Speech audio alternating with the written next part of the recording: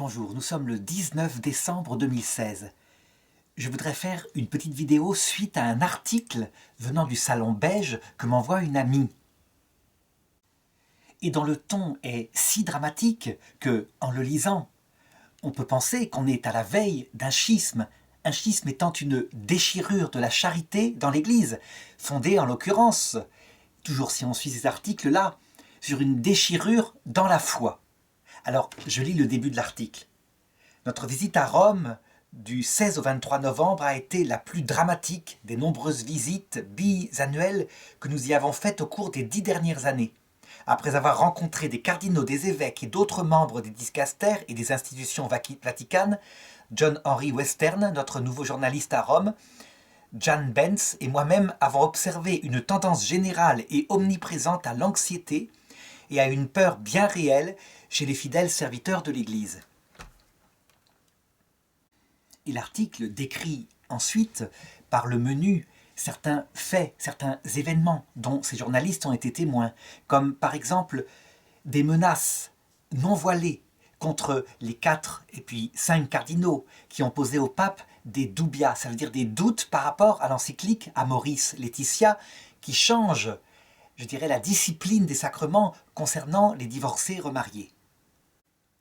Il y aurait, si on suit ces journalistes, des personnes étant dans ce courant qui auraient perdu leur poste au Vatican. Il y a un climat de tyrannie qui aurait été institué par le pape François à travers des nominations tout à fait dans l'opposition de la ligne précédente des papes Jean-Paul II et Benoît XVI. Et il est vrai que lorsque je parle avec mes amis qui sont depuis des années, qui sont des personnes qui se sont battues pour que la théologie, l'enseignement des papes, qui était pourtant bafoué par la plupart des autorités du monde, soit maintenu fermement dans le climat actuel, eh bien, j'ai constaté un doute certain. Ces personnes me semblent inquiètes parce qu'elles sont comme en flottement, elles ne savent plus où est la vérité. Alors, pour bien répondre à ce doute qui semble se répandre dans l'Église, je crois qu'il faut simplement expliquer ce qu'il en est de la doctrine, ce qu'il en est de l'enseignement de l'Église. Est-ce qu'il est changé? Est-ce qu'on serait en train de basculer dans quelque chose d'autre, un catholicisme libéral où tout est permis, où il n'y a plus de repères? Eh bien, si on suit très précisément ce que dit le pape François, ce qui même, je dirais, marque le début de son pontificat, à savoir la canonisation ensemble, le même jour, de Saint Jean XXIII et de Saint Jean-Paul II, eh bien, on voit qu'il n'y a pas de problème, il n'y a pas de doute à avoir, il n'y a pas de risque de schisme à mettre en avant ainsi. On dit que le diable, diabolos en grec, c'est celui qui divise, celui qui oppose, qui met un dilemme. Et certains se mettent d'un côté du dilemme et certains autres de l'autre côté du dilemme. Eh bien, dans la pensée catholique, il y a possibilité d'un dilemme qui vient du diable et il y a possibilité d'en sortir. En effet, il y a deux choses qui collaborent pour être chrétien. Il y a d'une part la vérité, l'enseignement de la vérité, ce qu'on appelle la doctrine, et que les papes Jean-Paul II, Paul VI aussi, avec Humanae Vitae, et le pape Benoît XVI, ont bien remis en place, après les basculements, les doutes qui ont suivi Vatican II, et où une partie du clergé disait que, enfin, la vérité ancienne avait été bazardée au profit de l'amour universel, etc. Non, la vérité, elle est inchangée. Et d'ailleurs, le fait que le pape Benoît XVI soit encore vivant en est la manifestation.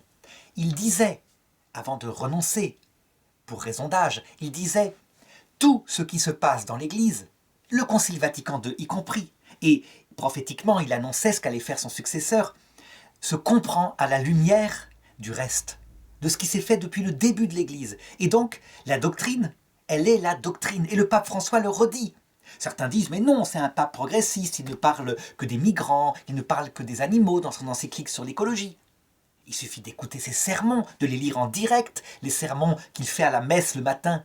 Il n'y a pas de pape qui a parlé le plus de la Vierge Marie, mais aussi du rôle du démon. Il n'y a pas plus, je dirais, il n'y a pas plus catholique que l'enseignement du pape quand on le suit directement. L'autre part de ce fameux dilemme, c'est ce qu'on appelle l'amour. L'amour, ça veut dire l'accueil inconditionnel des personnes, à commencer par les personnes qui sont éloignées. Jésus le disait, les prostituées, les pécheurs, ceux qui mangent avec les publicains. Il y a donc deux pôles, la vérité, l'amour, et le diable, lui, qui secoue l'Église comme un prunier pour faire tomber le maximum de fidèles. Eh bien, il va mettre dans la tête de ceux qui sont les tenants de la vérité que les tenants de l'amour sont des décadents. Et puis il va mettre dans la tête de ceux qui sont les tenants de l'amour, de l'approche des personnes les plus pécheresses, que la vérité, elle ne sert à rien, ce qui compte c'est uniquement les personnes. Eh bien, les deux positions, celle qui exalte la vérité contre l'amour, ou celle qui exalterait l'amour contre la vérité, viennent du diable, diabolos, celui qui oppose, et c'est là qu'on a, en ce moment, dans l'Église, cette tension. Mais elle n'est pas nouvelle. C'est depuis Vatican II que l'Église, surtout en Occident, est déchirée, tandis que l'Église en Afrique n'a pas ces problèmes-là, ni en Asie, où l'Esprit Saint donne vie à tout. C'est vraiment en Occident, parce que, sans doute, l'Esprit Saint s'est retiré quelque temps. On s'est fait moins sensible, afin, je dirais, de rendre davantage humbles, peut-être, les clercs occidentaux. Quelle est la seule position chrétienne? Eh bien, c'est celle qui unifie amour et vérité. La clé qui fait qu'on reconnaît le Christ, c'est que en lui, amour et vérité se rencontrent. C'est une prophétie de l'Ancien Testament. On en a un exemple frappant, je le dis souvent, je prends cet exemple-là dans l'histoire de la femme adultère que Jésus sauva de la lapidation. Il manifeste là les deux en même temps, et c'est sa marque. Les gens n'ont pas voulu le lapider, Jésus avait écrit par terre, et on ne sait pas ce qu'il a écrit, et il reste seul avec la femme. Il se redresse, la femme est à ses pieds, et il lui dit « Femme, personne ne t'a condamné ?» Et elle répond, sans doute en larmes, « Personne, Seigneur. » Alors Jésus lui dit deux choses, pas une seule, deux choses. « Moi non plus, je ne te condamne pas. » Première chose, ça s'appelle l'amour. Et c'est ce que le pape a dit dans l'avion. Qui suis-je pour juger ? Quand il parlait à propos des homosexuels qui cherchaient Dieu fidèlement, qui essayaient de s'approcher de la vérité comme ils pouvaient. Et ensuite il dit, Jésus dit à la femme adultère, « Va et ne pêche plus. » Ça c'est la vérité. Et la vérité, elle dit les faits. Cette femme a commis un adultère, elle a péché. Eh bien les deux ensemble, voilà ce qui est la vérité de Jésus. L'amour tout seul, s'il avait dit « moi non plus je ne te condamne pas », cet amour aurait noyé cette femme, elle serait morte, noyée dans son âme. Noyée parce qu'elle se serait dit « ah, c'est pas bien grave alors de commettre l'adultère, allons-y, finalement, pourquoi pas ». S'il avait dit uniquement « va, ne pêche plus », alors, avec l'épée de la vérité, il l'aurait blessée. Pourquoi? Parce que sans doute qu'elle a du mal avec ses défauts, ce besoin d'amour. C'est sans doute pas le sexe qu'elle cherche. On sait bien ce qui se passe. Elle cherchait l'amour et peut-être pour garder un homme qui l'aime, eh bien elle acceptait ce qu'il voulait. Et cet homme-là était peut-être parmi ceux qui voulaient la lapider. Peut-être en première place. Ce qui est la marque de Jésus, c'est que amour et vérité sont ensemble. Eh bien, les papes, après le Concile Vatican II, Paul VI, courageusement, un pape très méconnu, parce que un visage triste qui a vécu le sommet de la tempête, Jean-Paul II qui a redonné la joie, Benoît XVI qui a stabilisé les choses dans la théologie extrêmement précise et simple. Ils ont établi ce qui est fondamental, la vérité. La vérité doit être là, sinon on ne comprend rien. Et le pape François, qui achève toute cette réforme du Concile Vatican II avec le pape Jean XXIII, il met maintenant les gens face à l'amour des personnes. Mais cet amour des personnes doit être éclairé par la vérité. Alors, je voudrais maintenant manifester pourquoi les deux attitudes inverses, celles qu'on appelle d'un côté les progressistes, donc qui ne parlent que d'amour, et celles que de l'autre côté on appelle les intégristes, qui ne parlent que de vérité, à quel point elles déchirent l'Église et qu'elles doivent cesser. Il n'y aura pas de schisme, parce qu'on se réconciliera. Depuis Vatican II, une partie du clergé occidental, il a exalté l'amour, sans doute par réaction au fait qu'avant, dans les années, le siècle avant, on se battait pour la vérité.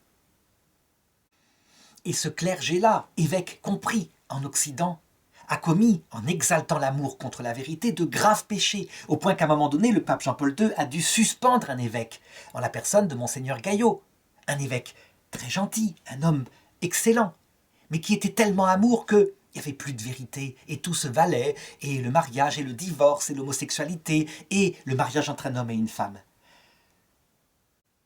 Pourquoi on peut dire que ce courant, qu'on appelle le progressisme, a été au service du diable? Eh bien parce qu'il s'est comporté de manière extrêmement intolérante avec ceux, parmi leurs confrères prêtres et évêques, qui se battaient pour la vérité. Quand un séminariste arrivait et qu'il voulait donner sa vie pour l'Église, pour le Christ, et qu'il était surpris à une certaine période avec un chapelet parce qu'il priait la Sainte Vierge, on le renvoyait d'une façon ou d'une autre à la fin de l'année et on le dirigeait vers les communautés nouvelles où sa vocation quelquefois était récupérée et quelquefois pas. Avoir agi ainsi, avoir supprimé ces jeunes qui voulaient donner leur vie à l'Église dans une vraie vocation, est une faute grave qu'il faudra un jour mettre en avant. Ce sont, je dirais même, des martyrs qui ont été victimes de cela. Je voudrais parler d'un fait tout récent pour montrer que ce courant n'est pas terminé.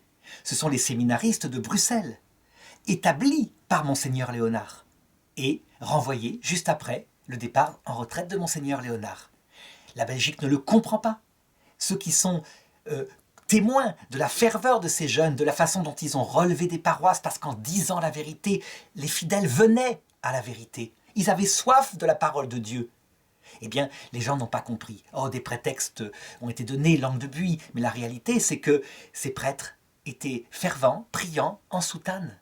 Pourquoi les avoir détruits? Jamais le pape François n'aurait fait cela. Lui qui a donné la possibilité aux vrais intégristes de Monseigneur Lefebvre de donner l'absolution, y compris en cas de péché d'avortement pour l'excommunication, pendant l'année sainte et même maintenant. Ça montre bien que cette action-là ne vient pas du pape François. Et puis, il y a l'autre côté. Le côté de ce qu'on pourrait appeler le traditionnaliste. Je ne parle pas de l'intégrisme. Le traditionnalisme qui s'inquiète pour la vérité. Et en particulier de 5 cardinaux, disons 4 cardinaux, qui ont émis publiquement une lettre de doute au pape par rapport à son encyclique. Alors je sais qu'un cardinal romain leur a répondu très durement, en disant même qu'à une autre époque, ils auraient perdu leur barrette cardinalis. Cette réponse est une maladresse totale. C'est n'importe quoi. C'est jeter le doute aux forces vives de l'Église qui ont été refondées par Jean-Paul II, par Benoît XVI, dans la vérité. La réalité, ce que je pense le pape François devrait tout de même faire, c'est qu'il mérite d'avoir une réponse. Il s'inquiète en disant « Alors on fait quoi par rapport aux divorcés remariés? On leur donne la communion ou pas ?» Je ne dis pas que le pape devrait leur dire « Eh bien, décidez de leur donner la communion » ou au contraire ne décidez pas. Parce que le pape François ne peut pas leur répondre cela. Parce que tout simplement, l'encyclique qui s'appelle Amoris, enfin la lettre apostolique, la lettre post-synodale qui s'appelle Amoris Laetitia, ne veut pas donner une doctrine universelle. Elle dit simplement que face à des cas particuliers, uniques, que les prêtres pourront apprécier, les évêques, des cas manifestes, d'une victime d'un divorce abandonné, qui avait des enfants, que le pape Jean-Paul II d'ailleurs soulève, c'est des cas qu'il soulève dans sa propre lettre apostolique sur la famille, qui s'appelle Familiaris Consortio. Eh bien le pape Jean-Paul II soulève ce cas, une femme qui aurait été abandonnée injustement par un mari, qui aurait des enfants, qui ne sait pas comment s'en sortir, et un autre homme se présenterait, lui proposerait de s'en occuper, et elle l'épouserait civilement. Eh bien son cas est tout à fait différent de celui qu'a trahi, qui lui est en état manifeste de péché mortel, il a tué l'amour, il a trahi. Eh bien, face à des cas comme ça, le pape n'émet pas une nouvelle doctrine, comme quoi cette femme serait dans la ligne du sacrement. Elle n'est pas dans la ligne du sacrement, qui est un appel à la fidélité pour le meilleur et pour le pire. Mais, concrètement, il ouvre une nouvelle pastorale, au cas par cas, et donc, il n'y a pas de réponse casuistique, doctrinale. Voilà ce que, à mon avis, devrait répondre notre pape François. En effet, pastoralement, on a toujours intérêt à répondre. Pourquoi on ne répond pas? D'autant plus que là, on a un sujet extrêmement douloureux que chacun peut connaître dans sa vie. Je me rappelle que moi-même, lorsqu'il y a quelques années, j'avais établi quelques données pastorales évidentes que tous les pasteurs connaissent, en particulier par rapport, par exemple, à la fécondation in vitro dans un couple homme-femme marié, et où la stérilité pourrait être abandonnée, où je montrais bien que pourquoi l'Église n'était pas pour, doctrinalement, mais que dans une pratique pastorale, parfois, peut-être que les familles décideraient en conscience à la lumière de ce que dit l'Église. Eh bien, un ami m'avait très simplement, on peut dire trahi sur Internet en émettant une vidéo intitulée « Arnaud Dumouche n'est plus un théologien catholique », comme si j'émettais une doctrine opposée à celle de l'Église. Pas du tout. La pastorale, ce n'est pas une doctrine, c'est l'observation de cas absolument particuliers à la lumière de la doctrine « Amour et vérité se rencontrent ». Alors évidemment, le pape François nous oblige, je dirais, à ne pas croire qu'il y a une recette universelle et où tous les cas s'appliquent matériellement, mais à être intelligent. Et c'est un risque terrible, un risque que certains, dont je parlais tout à l'heure, les progressistes, se permettent en s'appuyant sur ça de faire n'importe quoi. Et c'est ce qui arrivera, donc certainement que le pape sera contraint de mettre une discipline à un moment donné, ou son successeur. Il n'empêche que, ceci étant bien donné, dans la période où le pape François est là, chacun doit se situer intellectuellement pour bien distinguer et unir et non pas diviser vérité et amour. Si jamais l'une personne oppose vérité à amour, qu'il se dise qu'il est comme un arbre secoué en ce moment par le démon, et que c'est le démon qui lui met le doute. Il n'y a pas de doute à avoir, et le pape Benoît XVI le dit, faites tout dans la continuité de ce que l'Église a toujours fait, toujours enseigné, et alors vous comprenez les positions pastorales. Alors je sais que certains disent, il ne peut pas y avoir une pastorale dans un cas particulier qui s'oppose à la doctrine. Et donc, affirmer que dans certains cas particuliers, un prêtre pourrait autoriser une personne à communier, alors que le sacrement, il invite à la fidélité pour le meilleur et pour le pire, c'est-à-dire jusque dans la trahison de l'autre, c'est anti-évangélique.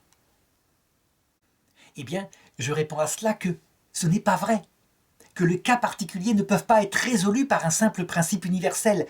Et un exemple, je dirais, qui va peut-être contredire ce que dit notre Saint-Père, le pape François, qui disait « il y a un cas où je ne vois pas de cas particulier, c'est l'avortement ». Et voilà que l'autre jour à la télévision, moi qui me bats contre l'avortement, il faut bien comprendre, un médecin raconte le fait suivant.